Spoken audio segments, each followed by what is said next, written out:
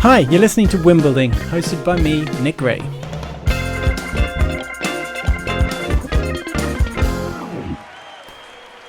Hi everyone, welcome back to the podcast. This week's podcast, or this episode, is a very special one for me because this is actually the person who is probably the first person I thought of when I was trying to work out who can I interview who's super cool and has achieved some massive things. So I've been pursuing Cristina here for months and months and months, and I was beginning to get a bit paranoid that she was ignoring me. Turns out she was busy having a baby. So Cristina here is an ex-Olympic swimmer, has also been to Columbia University and also INSEAD and done an MBA just like I did. In fact, that's not where we met. We met in a company, EF, which is another company I've talked about a lot. So I'm going to get Cristina to give us a bit of her backstory, a bit about herself, and then we're going to get into it and talk about philosophies around winning. So Cristina, over to you. Okay. Really quick, I guess. So I am an Argentine-American swimmer, I guess I would say. My parents are Argentine immigrants, and I was born in the States, and I started swimming from a young age, basically in city-funded programs. It was a sport my mother saw calmed me. I was a high intense energy kid, and swimming basically has been a part of my life since I was 6 years old, competitively speaking. And I attended Columbia University. I swam on 2 Olympic Games, 96 and 2000. I won 6 national titles. I won an Olympic gold medal in 96. We broke the Olympic record. And in 2000, I was Olympic team captain, named by my teammates, and also won a bronze medal in the 200 individual medley at the Sydney Olympic Games. And sorry, can you still hear me? Yes, I have this little guy. And education-wise, Columbia, as you noted, INSEAD, and now through life working in HR, finance, as an executive coach, also as a swim coach. I'm happy to say my husband and I melded together our passions of education, community, and swimming, and we have a swim school in Fairfield County in Connecticut. Oh, that was such a good summary. Oh my goodness. And your husband was also a former professional or semi-professional football player, or soccer player? Footy, football, but the one with their foot, soccer. Yeah. Yes, he played, but in the 80s, he's a little older than me, so he's used to those really short shorts and the long hair. Nice. And I always crack up, we still have some of his old uniforms. Maybe I should use that as the thumbnail. Oh my God, I got so hysterical.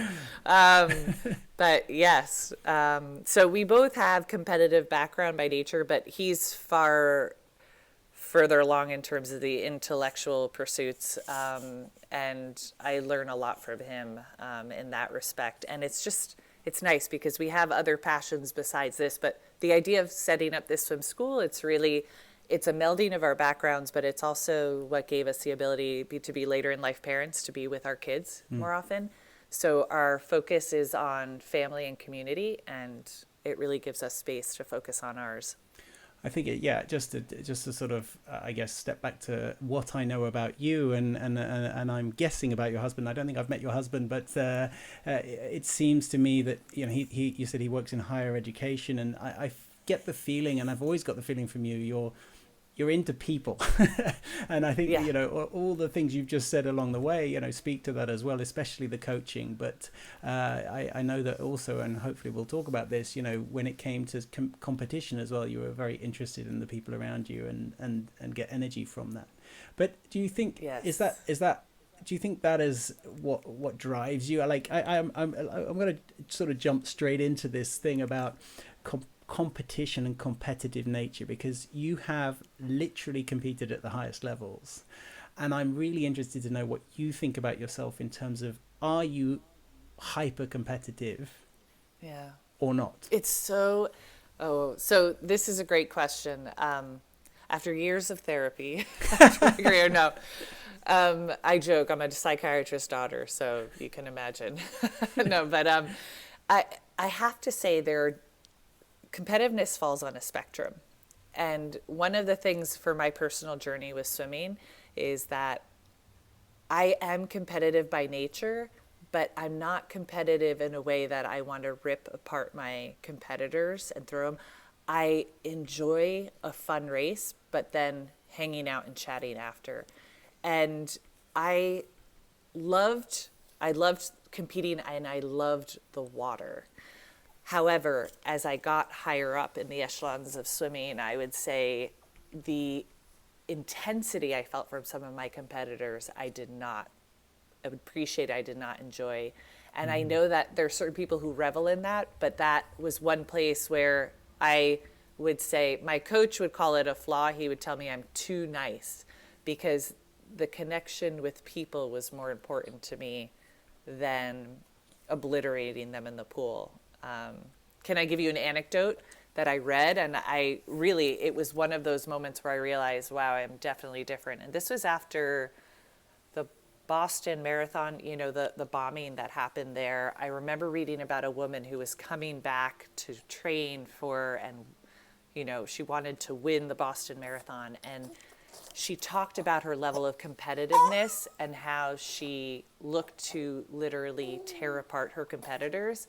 And I remember reading that and feeling embarrassed for her and thinking, oh my gosh, like, you really think about that and think that that's... And the person she was speaking to was like applauding her and going, wow, what a competitive nature. And I thought, there's such a spectrum in what competitiveness looks like. And for me, it's always been about, I like raising the bar on myself. I like seeing what I can do. What can I do when no one else is watching me? What can I do when everything's on the line? But I know for myself that I had my best competition when I felt the atmosphere was, let's all do our best. And maybe that's my connection with people, and I enjoy that team environment more. But I know if you want to talk about where my weakness was and where my coach would say why I didn't, win those individual gold medals and break those world records, is that I didn't have that edginess to me where I wanted to obliterate people. Mm-hmm. Interesting. So interesting, but I think it's for me it is fascinating, because I think we've talked about it, especially in one of the podcasts, where it's the standard reaction I get, to kind of me talking about winning and how to win or whatever, or constructing a win. A lot of people react negatively to it, and they say, well, I don't like the word win because it means there's a loser, and and there's that kind of like negative association with that type of thing, probably linked to that type of competitive nature you've just described, the hyper competitive, rip the person apart. But I know from experience, and I've seen, none of the top people in the world in whatever they're doing, not just sport, but none of the top people get there by just tearing everyone else apart. They get there because they work towards, they carefully construct how they're going to get there, and they work towards it. And I mean, I think I'm really interested to know as well, you say my coach would say. Talk to me a bit about the coaching, the importance of coaching teams, and the importance of your journey with coaches through your swim career in particular, but then through life.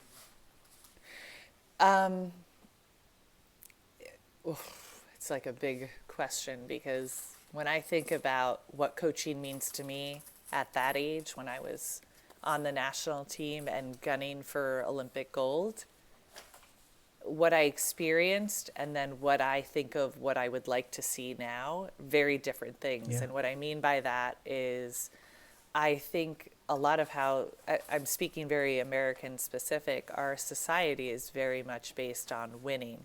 I mean, I think of someone like Summer Sanders, who's a role model of mine, the 92 Olympics in Barcelona. She breaks the American record in the 400 IM. She is elated. She won a bronze medal, and she's walking into the press room, and she's just so excited. And one of the press people immediately put a microphone in her mouth and go, "You just lost the gold medal. How do you feel about yourself?" And I mean, and she was in tears. And her teammate, who was one of the captains of the team, said, "Don't even listen to them. You broke the American record." What, you know, it's about that type of focus. And unfortunately, that is very much a focus. I mean, you saw it in terms of it's what people can understand in society when they're watching the Olympics. I mean, Seinfeld even has a bit on this where he goes, you know, what it must feel like to the silver medalist in the Olympics. He goes, "Congratulations, you're the first loser." And, you know, everyone's laughing and giggling, but there is that certain level of pressure, and you feel it, and it reverberates into how a lot of people tend to coach. And I always talk about the different methods of coaching, the carrot or the stick. And I think, unfortunately, a lot of what I see in sport, first of all, coaches are motivated and incentivized to win. So they narrow oftentimes their focus on the top portion or the people who can bring them that are going to make sure and ensure their bonuses. Sometimes they will allow certain behavior to go on among some of their athletes, because those are the ones who are producing. I mean, I've seen this in the working world too. And all of those things, I think of, say more about who you are, say more about what kind of environment you're building, what kind of environment you're cultivating. Those type of things that I think it's more about creating this sense of absence, a vacuum that it makes the athlete have to fill.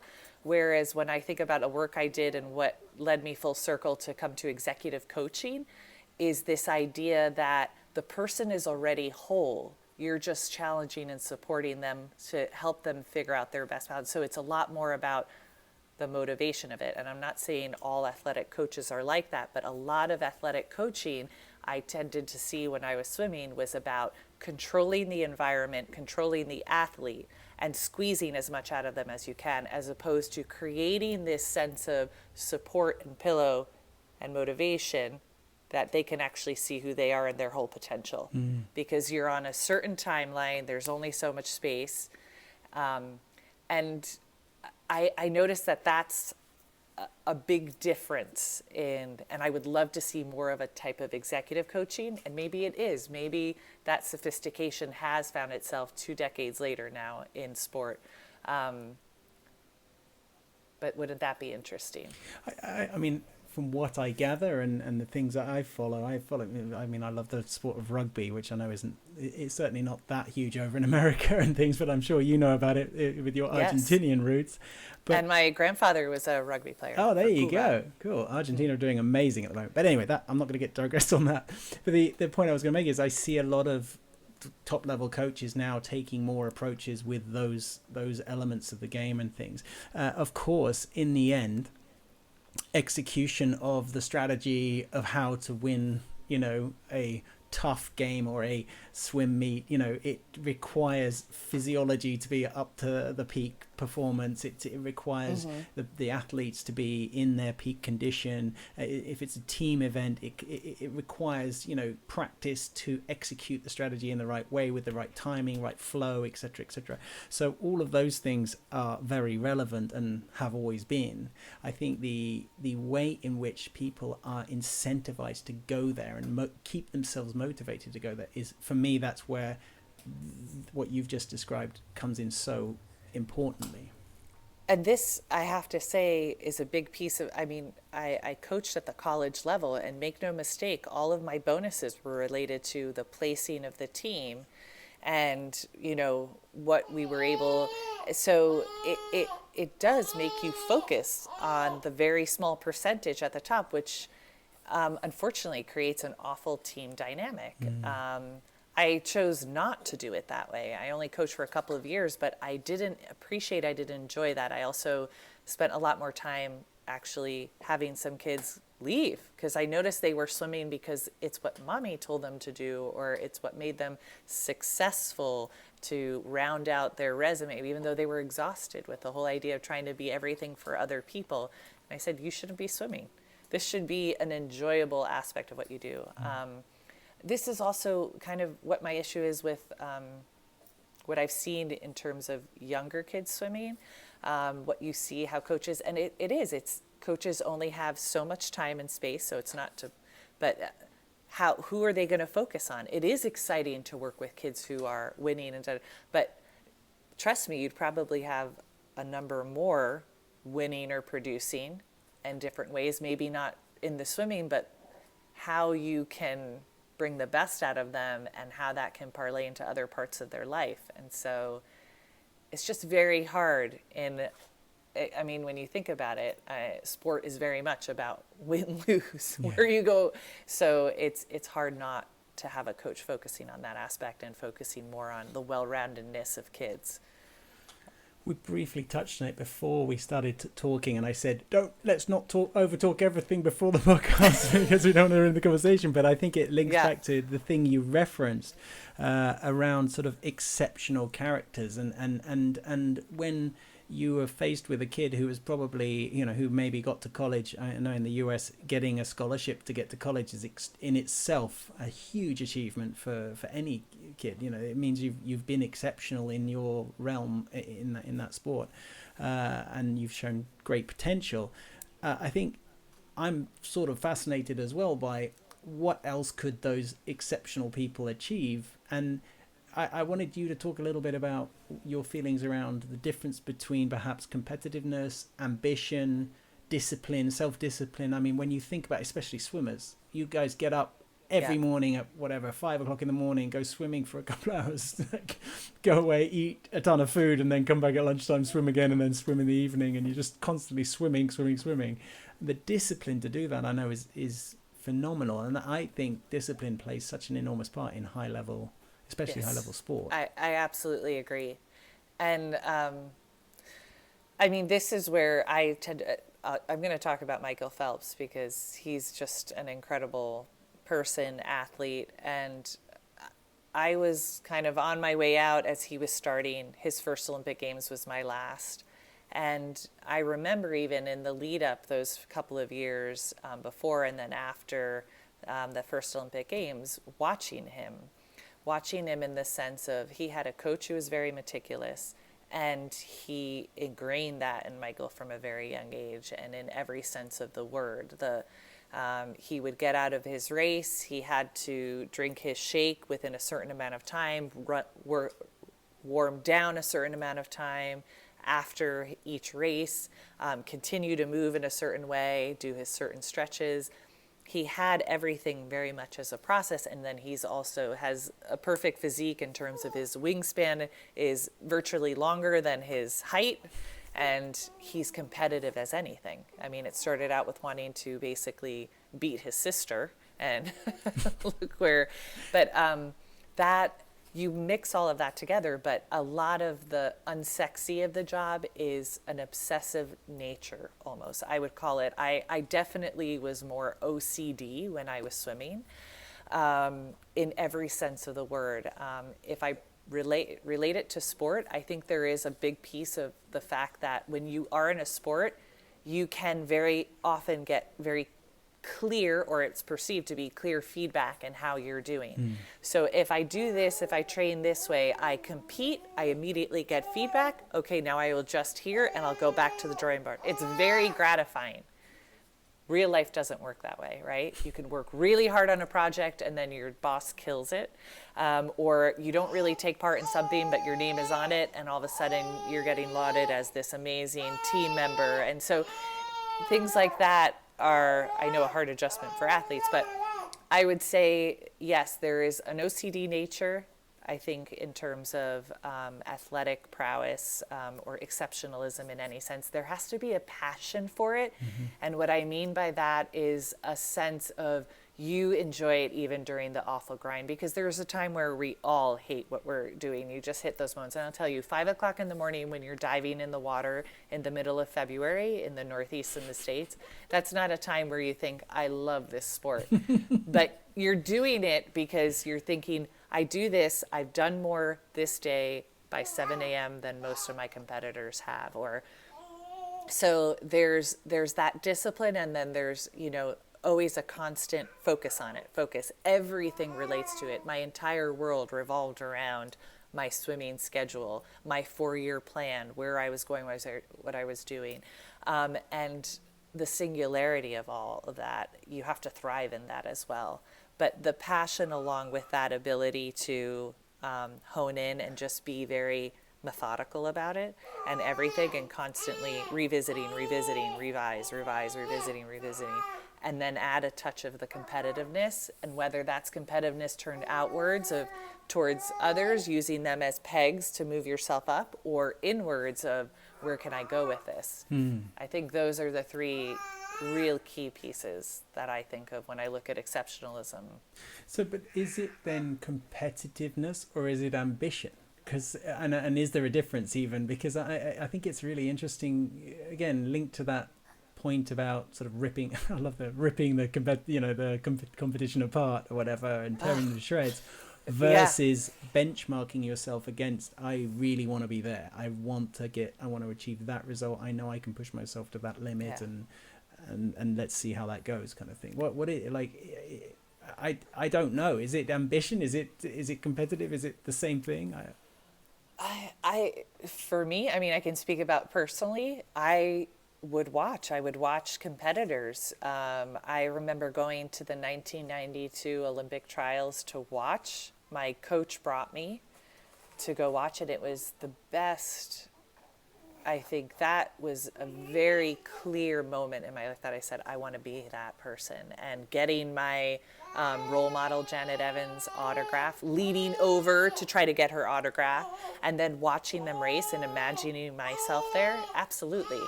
But wanting to be there with them and race them, that was the excitement for me. It wasn't wanting to rip them apart. It was the idea of racing them. Ambition, yeah, I guess. But to me, there's this part about, I talk about this, but it's like a bar that you put on yourself. I mean, this is where you could get into the spiritual aspect of what is life about. And in the pursuit of excellence, it's a very intimate conversation you start to form with yourself around that question. And I loved that. I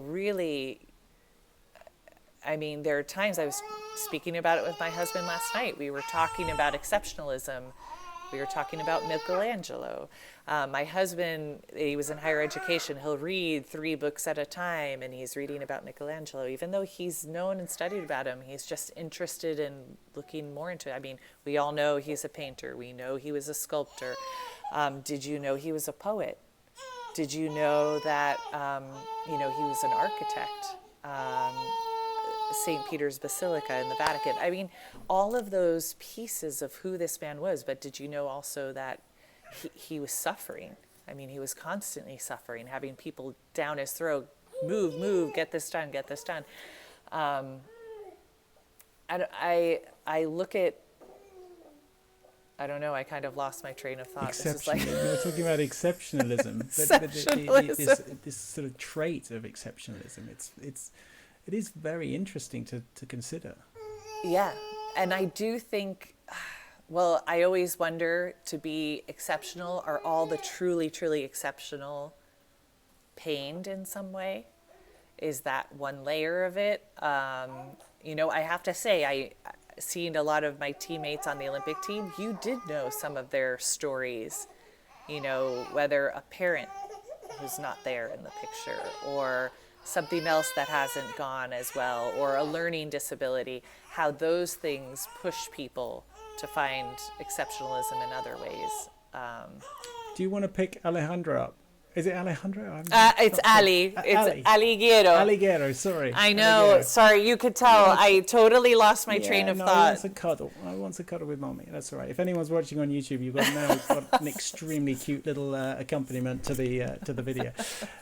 No, but I think just going back to that point you were making, I think discomfort, putting yourself outside your comfort zone. I mean, I was working with high school age kids, and I was interviewing a lot of them in my previous job. And one of the things I would always say is, make sure you're putting yourself outside your comfort zone, because when you do, your comfort zone increases. And I think I particularly love going to other places around the world, obviously not right now, but going to other places around the world and experiencing other places, because no matter where you go, you learn something new. You put yourself outside your comfort zone, and then your comfort zone expands. And if you keep doing that, you grow as a person. I so strongly believe that. But I also think it's so relevant in the context of what you're saying, which is when there's suffering or discomfort or challenge, people rise and learn and develop from that.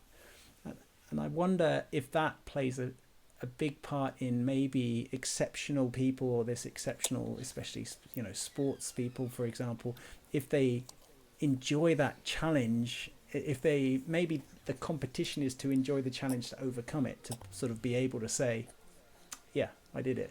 You just watched me. So I think discomfort and pushing towards the discomfort plays a important piece in many ways. One, the textbook definition of how you build self-confidence, going outside of your comfort zone. I mean, that's just right. But there's also the piece of finding an ability to remain calm and steady in the discomfort. That's, I think, where you start honing an edge. I think about it with training. In swimming, when I was training, it was, you always looked for a certain kind of either pain threshold or pushing yourself to do sets that scared you, because it gave you that much more of a sense of confidence, but more of a sense of ease when the pressure was really there and you're standing next to a competitor. So for me, there was this part of ticking so many boxes. Trying to let go of the things I couldn't control, and the things I could control, I journaled. So I have a couple of my journals here from those 2 Olympic Games that in the year and run up, it's like counting all the practices, writing out all the practices, how I was feeling, what I, diet wise, extracurricular type of stuff that I did to help supplement, and then any articles, thoughts. But it was my whole book that I could look back on and reflect of everything I had been doing in that journey towards that year as a reminder. And I always have to say that the things that always worked more so than anything was when I did things that kind of frightened me or made me uncomfortable. Yeah, it's amazing. I think, I mean, there's elements of pushing, so attaining a level of fitness, getting your cardio to be able to achieve better things. I mean, I'm nothing compared to you in terms of sport, but the things I've experienced, pushing myself when I was about 34 I was. I decided to get as fit as I possibly could, and I went from being like a little bit overweight to being what I would say is probably the peak fitness I've had in my life, or somewhere close to when I was about 17, at double the age. And I was so proud of myself, but also the need, then the feeling of like, well, I want to go further. I want to see how far. And it was all about just me against myself. It wasn't me trying to beat someone or do, it was just like, this is a really cool feeling. I enjoyed that discomfort, and I would go out and run. Yes. Again, I'd run 10K, my fastest 10K was 40 minutes dead, 0, 0, 0, 0. And I was like trying to get under 40K and I had 40 minutes and I never made it. But so that's not that impressive, but for me, that was like amazing. And my heart was absolutely pounding and things, but to get there, it was like chipping away for a long time. And I think I like that discomfort, and I enjoy it in all sorts of things. I enjoy going and trying new things or challenging myself. But I do wonder if that's like, does that make you competitive or something? Because clearly I'm lacking something else for the elite of the elite level, But that, I hear you. Then what you said, it doesn't maybe necessarily translate for you as competitive, but a certain ambition. There was a reason, right? What drove you in terms of to focus on that and want to better yourself? I think that's the piece that matters. And it's, it's so funny because I think the part that I missed most when I left swimming, it was that that piece. It was training and getting out of the water and being like, well, today was a good day because I gave it all I had. And it was such an easy way to see how you gave in a certain way. And that work mentality has always stayed with me. I tend to enjoy the days and thrive in the days where I feel like, wow, I accomplished a lot today. And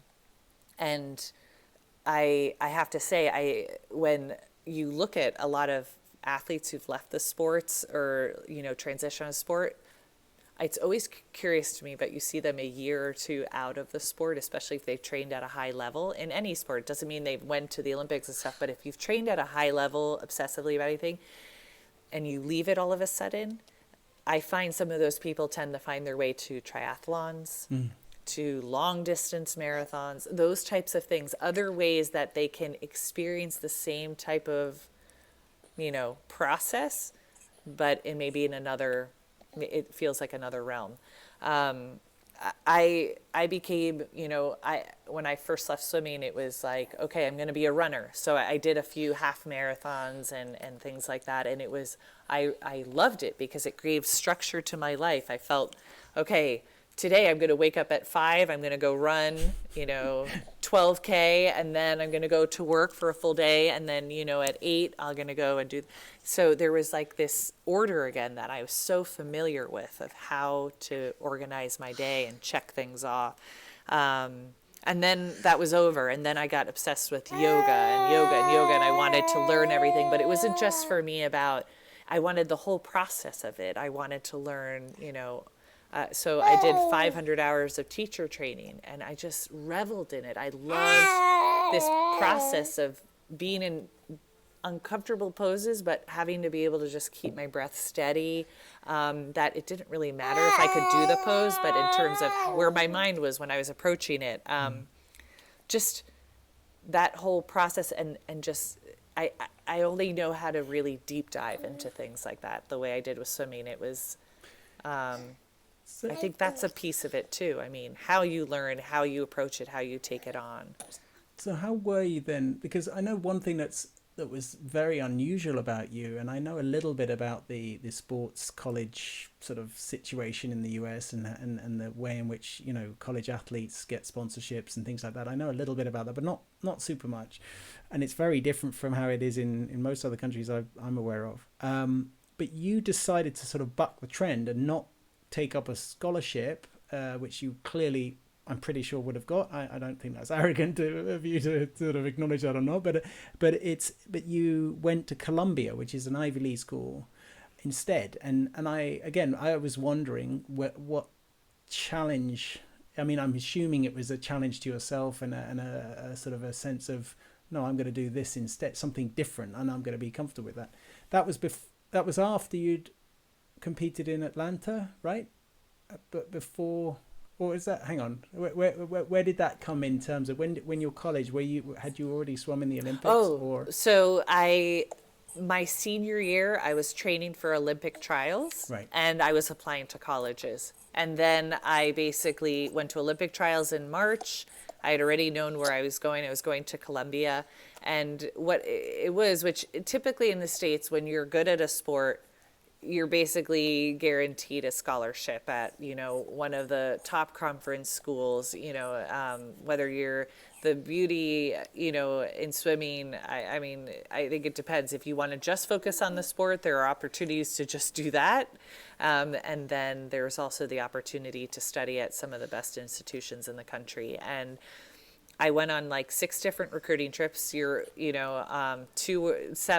were unofficial because you can only have 5 paid for you. And I just didn't see myself sitting. I mean, it seemed crazy for me to say, but I just didn't see myself at Stanford. Now I look at myself, I'm like, was I really that crazy at that age to turn down an opportunity to go to Stanford? But what's amazing is at that age, it's like I knew what I needed, and it just didn't fit. And I walked onto Columbia's campus, and granted, I was born in New York City. I I felt like I was at home, and I loved the idea that I could be anonymous there. And Columbia University is definitely a school that breeds anonymity. I mean, you walk on that campus, you're probably walking next to a concert pianist and who who's going to be playing at Carnegie Hall, later that week. And I needed that. I needed that balance to feel that swimming was just one part of my life. It wasn't the only reason I was at a university and I could get a scholarship pulled for me at any point. And so I chose that. I chose the decision based on academics. And I actually took classes. I went to the registrar's office, got a list of all the instructors who won, the professors who won teaching awards. And I took classes with professors. I was like, I'm going to enjoy my experience here. And I love it. And I have to tell you, one of my first classes, I met a tall guy. He's like, oh, you look like an athlete. What are you? And I said, I'm a swimmer. And he said to me, oh, there's an Olympic girl here. Have you met her yet? I was like, yeah, that's me. So there were those moments where, people did know who you were, but other times where people could care less who you were. And I love that. That's very New York.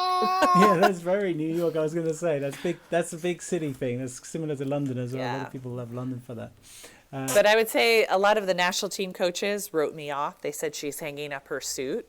And that's all I need. That's where my competitiveness, my grittiness comes in, where I go, oh yeah? It's like, then you really don't know me, which, by the way, coach, you wrote me a letter to help me become, one of the best butterflyers in the world. I don't even swim butterfly. So there were things like that where I just felt like I was a part of another person's process, and it wouldn't be about me doing what was best for me. And I was lucky that my parents were supportive. So I think that's the bit of you I do know. So we crossed paths a bit when we were both working for EF. I met a few times. Yes. I think I met you when you were at INSEAD, actually, right? I think I met. Did I? Yeah. I met you. I was J07. Right. You were December 06, no, right? I was J06, yeah. Which, for those who don't care or are listening, is July and December when you graduate from INSEAD. But no one outside of INSEAD really cares about that. So, no. Sorry. No, but I think I that's the one part of you I've kind of been familiar with. You're a powerhouse, and I actually it wasn't just the sort of the Olympic medals that I was like really interested to hear about, because I think you have a fascinating history through Columbia and then INSEAD as well, which is an amazing school, an amazing place to get into. And I'm interested to know, how were you as a student in Columbia and then in INSEAD, and how do you feel like did you apply yourself in the ways in which you'd been sort of, I don't know, coached and driven in swimming? Did you find ways to drive yourself through education in a similar way, and maybe even if you talk about beyond that, like in terms of work and professional life? It's a good question. I think at the beginning of my time at Columbia, I was probably a little insecure, feeling am I going to be able to do this and balance everything? And it took me about a semester or two to kind of get my bearings and then just go for it. But I loved it. I loved the classes I took. I really appreciated the school in general. It granted me the freedom to focus and do things the way I wanted to. I mean, every afternoon, weekday, I would drive off of campus to the Bronx to go train in an Olympic-sized pool. And so that would just cut out most of my afternoon. I'd come home and I would try to study. And I wouldn't sleep a lot at night. So on the weekend after morning workout, I would take like 4 to 6 hour naps, like to catch up on sleep. So, but I appreciated that. That was calming for me. The fact that I was doing it in a way that, I had other things. And that's something my swim coach at the time had always said to me. He said, like, you can't just do swimming. You have to have other things. And I appreciated the fact that my professors don't really care what I'm doing outside of the classroom if I don't have things done on time, And so that part was very grounding. Yeah, that's cool. He agrees. Bless him. He's sitting there. He's run out of milk. So I want to ask you a little bit about your kids, actually, and more about Sure. your philosophy around, because I asked one of my other guests about it, and I find it fascinating because, and the reason to give you context, I'm obsessed. For me, my kids are my number one thing in my life by a million miles. Like nothing else comes even close. And I think about, I'm very future oriented, and I'm thinking about all the time, what's their future going to be like? What's the world going to be like for them? And how can I try to Yes. help set them up on a really the best path possible? Of course, I am very serious about fatherhood and serious about parenting, but also I'm not very conscious we're making mistakes all the time. And Yes. iPad time is ridiculous in our household, so that I'm not pretending I'm a saint or anything. But I am very focused on the future and for them, and I've got a very clear, in my mind, very clear set of things I want to try and get across to them. But I'm interested for you as well, especially given your husband was also a competitive athlete. Like, what is their future going to be like? What's your focus and I'm assuming you're not sort of, I'm guessing you're not just marking them down as obvious Olympians or something. No. But I'm interested to know, what is your sort of philosophy? You've got a 5-year-old and now 6 months, right? 6 months. Yeah. So this is why I love that we run a swim school, because I have these conversations often with parents. So I always, when I make decisions with them and with my husband, we talk about everything. And the key thing when you're trying to decide whether you kind of push your child to do something or not, the biggest piece I go to is this is an important part of them in terms of life skill, that they need to understand this and I'm being a good parent, or is this about my own ego and I'm living vicariously through them? So I'll give you a perfect example.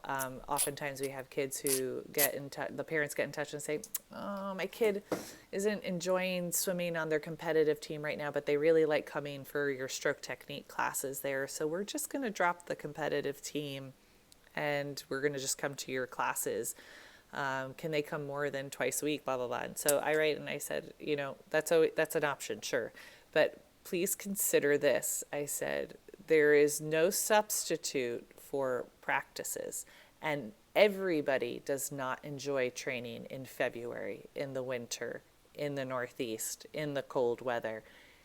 It is a long season, but it's arduous, but the only way through it to do it is through it. And it's not, if they plan on and enjoy competing, they need to be kind of pushed through this, because to me that is part of discipline. And I want my children to understand that. So one of the things I would say is, if my kid, they're five, I'm still kind of like, okay, she still doesn't, she's learning the concept of things and stuff. But I think 6 or even 7, when she starts to pick, I'd love for her to try swimming, to try it. But she makes a commitment. Okay, we're going to stick through this through the year. And if she tells me, I don't want to go to practice today, it's sorry. You made a commitment. You made a commitment to your team. If you want to quit, we can quit at the end of the season. But when you make a commitment, we have to see it through. Do I care how she does in the swim meets? No. Try your best. So those are the things, right? You try your best. Having discipline, being responsible, being honest. Those are the things that I'm going to enforce and push on. But if she chooses that she doesn't, she chooses that swimming isn't for her and she wants to take an art class, or I said, great. Is that what you're passionate about? Do you want to look at a book on art? Do you want to read, do you want to see some pictures or something? I mean, that's where we hope to support. It's letting them choose the path and what they want, but then teaching how those skills that actually really help you stand out and be a functioning adult are so essential. And I do think that's the responsibility of parents. I think too often parents are very quick to say, no, they don't want to do it, I'm just going to take them out of it. And I think discomfort's okay. It's okay. And sometimes, it does suck. But then guess what? All of a sudden the weather's warm and you're going to be enjoying yourself. You're going to love it. And then, there's another year of training that's going to come again. So I just feel like that part, we are both, my husband and I are very much on the same page about. But in no way do we see that my daughter and go, she's going to be a swimmer and this one's going to play soccer and, whatever. Let's just hope that they're functioning adults. Yeah, that's our job. That's our job. No, I think that's a lovely, a lovely way to put it. I mean, so when I was little, so I'm the youngest cousin within my kind of, I think I'm probably the youngest cousin of my mum and my dad's families. Yeah, I think that's right. There's various other second cousins and things, but my two cousins, Kerry and Gareth, who are up in the Midlands in the UK, actually. So it's like it's not super warm there. It's definitely not warm in the winter there. And they were both swimmers as well. They were very competitive. In fact, they had a friend who was swimming with them who went to the '92 Olympics, funnily enough, in Barcelona, competed for Great Britain. I love it. But I got to go. I got taken in the morning with my uncle to drop them off at swimming, and that's kind of where I got my insights at, holy moly, these guys get up early, because everyone was there at the swimming pool, getting into the pool, and I was like, wow, this is intense, but I guess from that age I saw this, like, okay, it takes effort, this, it takes a lot of effort to get better. And I think you said try your best, and I agree with that mentality, but I think try to be better is a really good phrase as well. Try to be better, because if you are trying to be better, it means you're pushing yourself outside that comfort zone again, or you're pushing yourself. And I think it is extremely difficult, of course, as a parent, to know what's the limit, right? Because we've got a 5-year-old, and we literally go from best day ever to worst day ever to best day ever in the space of 30 seconds. It's still young. It's still young. I moved a mattress from my daughter's room yesterday into the living room so she could jump around and do gymnastics on the mattress. It's perfect. Before the mattress was moved, I was literally getting, Daddy, this is the worst day ever. I hate this day. And as she followed me with the mattress into the living room, it was like, best day ever, Dad. Yeah, that's right. I said to my wife, it's a bit depressing how quickly that can change, but... No, but I think that's another place. I think when I talk about the part with the discipline, right, it's always in context. Our daughter, we started her off, she loves music. We started her off with Suzuki method of playing the cello. Oh, yeah. And the teacher is phenomenal. The class was wonderful. But I noticed in the context of that, my daughter at that point is 4. I mean, she had incredible dexterity with her hands, ability, but it was my only free time with her. So what was I doing? I was immediately going into a room with her and being like her teacher. Okay, here, and it was backfiring that we ended up saying, not good, we're not doing this. And I'm like, yeah, that was the right decision. Context always matters, of course, too, right? It's not that, you must always make your kids disciplined, but think about the groundwork you're laying down. And, when they start choosing, they're going to tell you very clearly what they want to do. I mean, I think my mother said that I was a fussy kid. She'd put me in the kitchen sink and I would just calm down. So she would cook, she'd just put me in the kitchen sink. When I was older, I just remember going, I'm going to go take a bath and just hang out in the bath water. There's just always this relationship to water. My parents are not swimmers. My father, they didn't swim. My mother one time got sent with her cousin to go to swim practice, and they made fun of her and called her a tree trunk. My mom never went back. They don't have freestyle crawl, stroke, side breathing ability. I've never seen them do that. But that's one place where I think, my mom saw me and said, well, her energy is calm here, let's put her in this. And then she just kind of stepped back. It was like, one time my coach made a comment I think she needs to go to this meet, and I think this is important. My mother goes, yeah, it makes sense to me, but have you told her? She's the one who's swimming. Talk to her about it. So I appreciated them for that. They really gave me space, I think part because they didn't understand the whole language of all of it, but part because it was also that's just cultural. It wasn't I'm going to get in there and push my kid and then tell them how they should be doing and then tell the coach how to parent, how to coach my kid. I mean, less is more, people. That's a big thing to me. It's leave the space, the kids will fill that vacuum. They really will. Yeah. the empowerment, right? It can start very early, and obviously with the boundaries and safety around it. But for sure, it can start early. You can definitely empower the kids. No, I think I'm interested to know, have you got any brothers or sisters? I have an older sister. And is she anything like you? I mean, did she swim or does she do anything competitive? Like, she swam. We grew up swimming, and I think typical story as a younger sibling, it was like I wanted to beat my older sister. But I think she would say safely too, I don't think swimming was her thing. No. And I think as the older child, she did what she was kind of told. And my mom, for her, my mother's all practicality, so it was convenient for her. Great, 2 girls in swimming. They go to the same practice. They go here. I don't have to deal with it. And I think my sister had said at one point she probably would have quit earlier.